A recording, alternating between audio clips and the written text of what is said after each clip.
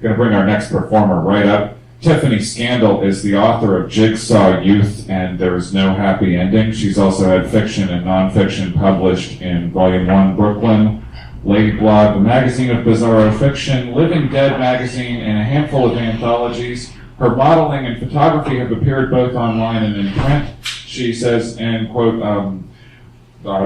she loves drag queens, whiskey, cats, and punk rock. And you can read more both about her work and more of the actual work at TiffanyScandalSucks.com. Please welcome her back to the hour that stretches. We love her, Tiffany Scandal. Oh,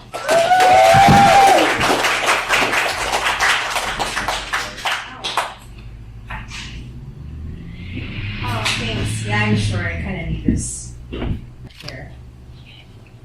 For the longest time, she thought her name was Mensa. It wasn't until she got older that she found out that Mensa meant idiot girl. But Mensa wasn't an idiot. She was my best friend. I went to her house after school one day. We were going to play Destroy Everything. It's a game where we built cities out of toys, books, and anything we could use, and then pretended to be giant monsters and destroyed it all. When we started working on the city we were about to destroy, I asked Mensa why they called her that. I don't know, she said. My family's called me that since I was a baby. But why? We looked over to where her grandmother sat at the kitchen table, staring at the television, showing beans. Ma, why do you guys call me Mensa? Porque eres? Her sister walked past us. Her belly had expanded, and Mensa said it was because she was about to have a baby. But isn't Mensa bad? I asked. Doesn't it mean beautiful? Her grandmother laughed, sounding sick. Mensa was 8. Her grandmother was 44. Her sister was 15. Come on, let's go play outside, she said. She took my hand. We went to the patch of grass outside of her apartment complex. We looked up at the sky and spun in circles. We spun and we spun until we fell on the ground. We lay on the grass and caught our breath and stared up at the sky again, pointing out at the shapes in the sky. A pig. A car. Mrs. Hernandez, when she bends over. We giggled. Do you ever see faces in the shadows? Tried to think real hard. Family? No, somebody else. And you can only see them in the dark. I thought real hard. Sometimes when the lights were off, I'd feel like someone was watching, but I was always too scared to look. I didn't want to tell her that, though. Let me show you, she said. I gulped. I was nervous. I didn't want to tell her that, though. My palms started to sweat and my stomach felt funny. We went back inside. Mensa took me to her room. Her sister was on her bed reading a magazine and had headphones on. She was chewing gum and popping bubbles. Mensa pushed apart the closet doors a little so that there was a dark gap in between. She took me to her bed and laid out a puzzle. She had me sit against the wall facing the closet, and she sat in front of me and started putting the puzzle pieces together. After a few minutes, she asked me if I saw them. I looked at the closet and squinted real hard. I didn't see anything. She looked over her shoulder and then back at me. How about now? Then it was there. I saw the white face in the shadow, like Halloween makeup. Crusted white layer, heavy black around the eyes, and it was staring back at me. You see it now, don't you? Mensa nodded. She continued assembling the puzzle. Her sister was still on the bed, tapping her feet to the music she was listening to, still popping bubbles. Her grandmother coughed in the kitchen. Her mother was still at work. Her older brother was at his girlfriend's house. Her younger brother was at his dad's house for the week. I tried to think of who else could be in the 2-bedroom apartment, but couldn't. Who is that? I don't know, but it lives in the closet, she said. Like always? When the lights are off, yeah. Have you ever gone in there in the dark? Yeah. And you don't get scared? I said. No. When I got home, I pulled apart my closet doors just enough to leave a dark gap in between like Mensa had. I moved to the other side of the room and grabbed a book. I started to flip through, waiting for something to happen. My heart was racing so much. What if I looked up and there was a face in the shadow? What if there was something living in my closet too? I thought about closing the door. I wanted to ignore my curiosity. I wanted to forget my fear. I got up and I walked toward it, stopping a few feet away. I imagined a pasty white arm reaching out and grabbing me and pulling me down into the underworld. When I saw the face in Mensa's room, we were there with her sister. Her room was brighter, and I didn't feel scared, but But now with the sun going down, my room was colder, my room was darker, I was alone, and it was pin drop quiet. I regretted opening my closet doors now. I wished I would have waited till the morning. I breathed deep and shut my eyes, and I hoped that I wouldn't see anything. I kept my eyes covered, and I peeked slowly. But there was nothing there. I sighed, relieved. Then a picture fell from the wall behind me, and I sprinted out of my room screaming for my grandfather. The next day I told Mensa that I thought my house was haunted. She told me ghosts were like always having friends around. She asked if I saw the faces in my own house. I said that I hadn't. She said I probably didn't look hard enough. Mensa came over after school, and we stayed in my room reading magazines and talking about the musicians we wanted to meet and which bands we wished we were in. Mensa looked at my closet and then at me. Let's see if it works here. Even though I felt safer with her around, I still shook my head. I still shook my head and said, "Oh, no, it's all right, it's all right." She said, "Come on." I was like, "No, it's stupid." Mensa looked at me and she said, "You're just scared. Stop being a chicken." No. But I couldn't look at her because we both knew that I was lying. I triple dog dare you. Now, when someone triple dog dares, you kind of have to do what they say because if you don't do a triple dog dare, then you're a chicken. I wasn't going to be a chicken. Fine. I opened my door slowly. Mensa sat with her back against the wall, arms crossed, smiling at me. "Go ahead. Open it some more." I pried the doors open wide enough to leave a 6-inch gap. "Wider," she said. I immediately felt someone looking at me from the darkness. I took a deep breath and pulled the doors a little bit wider. I turned my head and I turned to Mensa. I sat beside her and looked at her shoes. Red Converse All-Stars. I was jealous because I wanted a pair. She held my hand and whispered, "Look." I didn't want to. I really didn't. I didn't want to know that something lived in there. I didn't want to know if someone watched me while I slept. Mensa squeezed my hand and I felt sick. I started to cry. Between the doors, 2 white faces were looking back at us. "Why are there 2 faces in my closet?" I said. "Sometimes I see more." I sniffled. "Are you crying?" she asked. No. And I wiped the tears with my sleeve. "Are you scared?" I didn't say anything. "Look at them and tell me if you feel scared." So I did. The faces were expressionless. They didn't look angry or scary. Instead, they seemed empty, like they were lost or confused. The more I watched, the less fear I felt. He seemed familiar, but I didn't understand. "Have you ever hidden in your closet?" she asked. "Yeah." That feeling of safety you get when you're sure no one will ever find you, how it feels so comfortable. That's what they do. She led me by the arm. "Let's go talk to them." I tugged back at her arm just before we got too close. "Are you sure they won't hurt us? We're still here, aren't we?" She squeezed my hand. I looked into the dark, and the 2 faces pulled back, disappearing into the darkness. We followed them. Inside, the closet was bigger, without walls. We waited for the faces to return. I got cold and started to shiver. Mensa put her arms around me and held on. I rested my head on her shoulder. "It's going to be okay," she said. I felt safe and warm in her arms. Everything's going to be okay.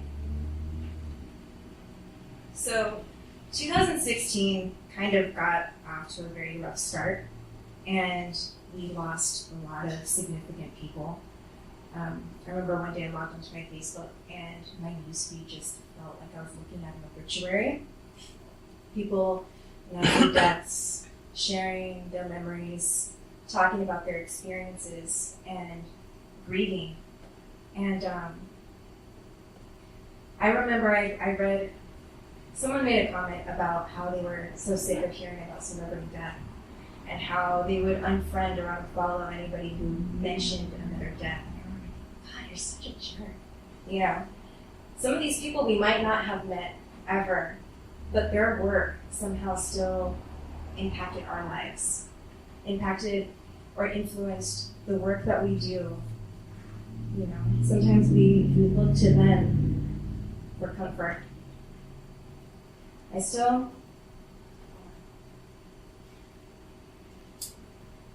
I remember the day I heard Kurt Cobain died.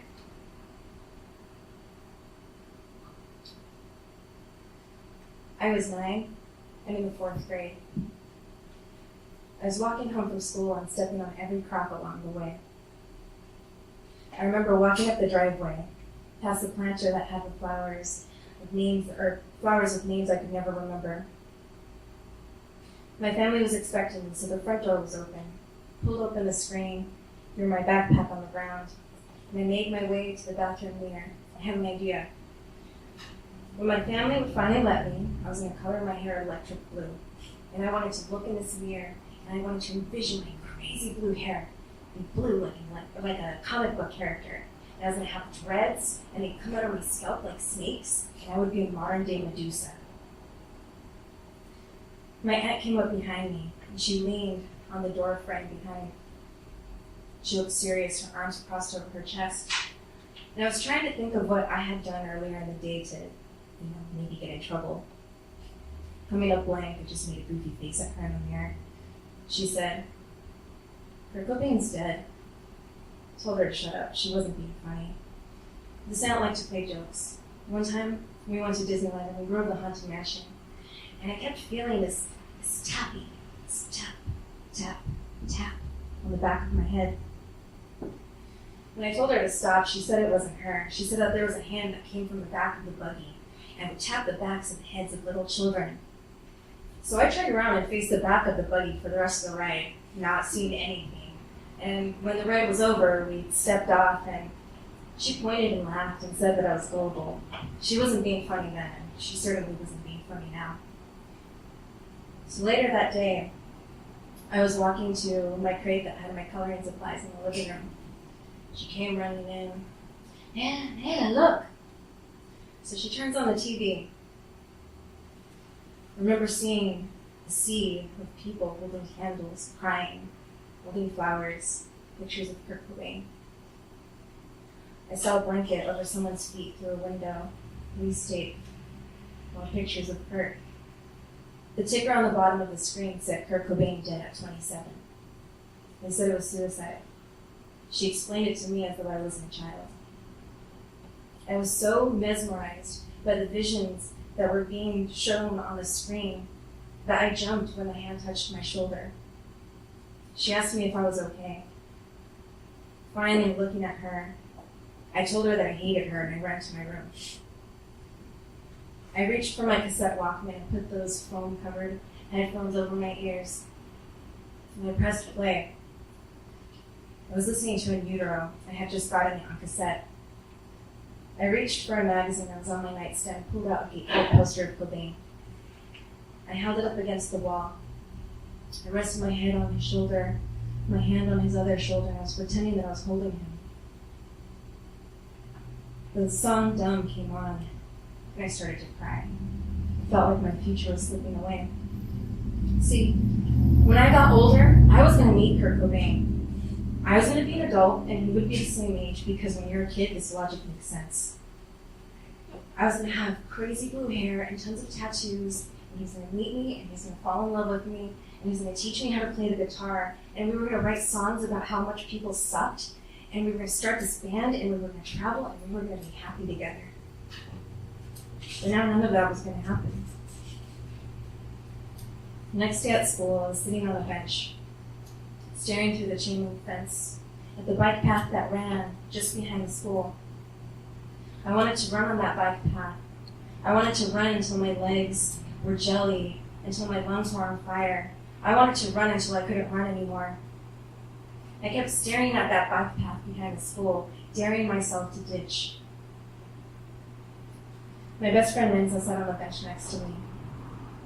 "Did you hear about Kurt Cobain?" I said. "Sucks." Mensa was also certain that she was going to marry Kurt Cobain when she was older.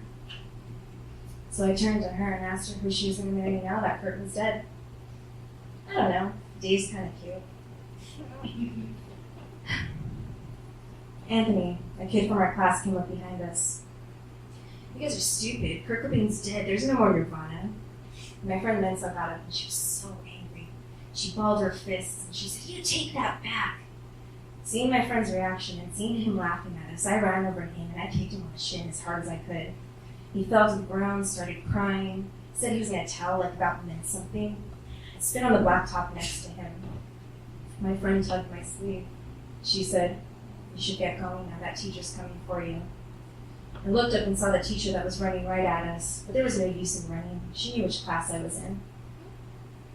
Teacher got to me and yanked my arm toward the building. Turned around and saw my friend standing there watching me get taken away. In the principal's office, the principal asked me if I kicked Anthony. I said I did. He asked me if I spit on Anthony, and I said no. He said, "The teacher saw you spit on Anthony." I said I spit on the ground next to Anthony, but I didn't spit on Anthony, and that teacher's a liar. Principal sent me back to class. I had to stand in the back of the room facing the wall until school was over. When the final bell rang, I had to go back to my desk and I had to write standards. I will not kick or spit on other people 50 times. Having to write a false confession made me hate Anthony, made me hate the school.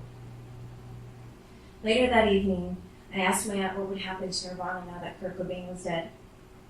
She said that they would either disband or they'd have to get a new singer. And I told her that if they got a new singer, it wouldn't be Nirvana anymore. She went on to say that that's not necessarily true, and all these other bands got different singers throughout their careers, and she started listing them, but I stopped paying attention because I didn't care. For the following few weeks, I didn't really want to eat. I didn't really want to play. I kept thinking that I wanted to die, that I wanted to meet Kurt Cobain, and I wanted to hang out with him. We would hang out on the clouds, and we would hold hands, and we would scream because we were in pain. And I kept thinking that daily. The days turned into weeks, weeks turned into months, and I was still alive. And eventually I stopped thinking about death so much. But nothing ever felt permanent. I'm not like them, but I can pretend. The sun is gone, but I have a light. The day is done, but I'm having fun. I think I'm done, or maybe just happy. I think I'm just happy.